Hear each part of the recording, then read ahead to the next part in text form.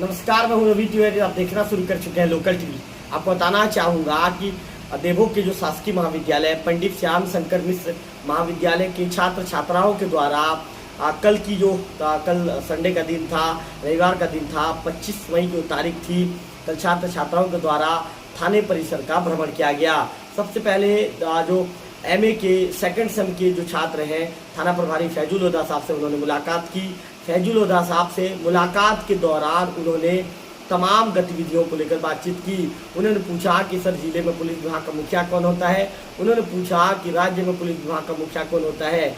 उन्होंने पूछा कि आप यहाँ इस पोस्ट तक आप आए हैं तो इसके लिए कितनी मेहनत करनी पड़ती है। उन्होंने पूछा कि थानेदार बनने के लिए क्या करना पड़ता है। उन्होंने पूछा कि सड़क हादसे में यदि कोई व्यक्ति घायल हो जाए और हम यदि उसकी मदद करते हैं तो क्या आने वाले दिनों में हम मुसीबत में पड़ सकते हैं। उन्होंने ये पूछा कि थाने की कार्रवाई कैसे होती है। तो फैजुल हुदा साहब ने बताया कि जिले में पुलिस विभाग के मुखिया एसपी होते हैं, जबकि राज्य में पुलिस विभाग के मुखिया डायरेक्टर जनरल इन पुलिस, उन्हें डीजीपी कहते हुए होते हैं। इसके साथ साथ उन्होंने ये बताया कि मैंने एग्जाम देकर सब इंस्पेक्टर की परीक्षा पास की है। इसके साथ साथ 8 साल तक मैंने विभाग में सेवा दी है।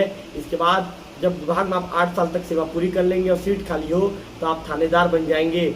इसके साथ साथ इसके बाद उन्होंने ये कहा कि फैजुल हुदा साहब ने सभी छात्र छात्राओं को समझाया कि सड़क हादसे में यदि कोई व्यक्ति घायल है तो आप तात्कालिक तौर पर उसकी मदद कीजिए। आने वाले दिनों में किसी भी तरह की परेशानी आपके साथ नहीं होगी। इसके साथ बाहर जो थाने की जो कार्रवाई है, थाने की कार्रवाई से जो कॉलेज के छात्र छात्राओं को अवगत करवाया गया। मुख्य रूप से जो रोजनामचा लेखन की जो डायरी होती है उसे भी दिखाया गया, बताया गया कि रोजनामचा की जो लेखन की डायरी होती है, रोज के थाने की गतिविधि उसमें लिखा जाता है।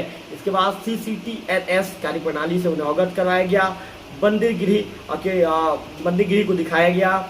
माल खाना में किन चीज़ों को रखा जाता है बताया गया एवं सस्तागार इत्यादि के बारे में छात्र छात्राओं को पूरी जानकारी दी गई। इसके बाद छात्र छात्राओं के द्वारा कानून से संबंधित प्रश्न भी फैजुल हुदा साहब से पूछे गए।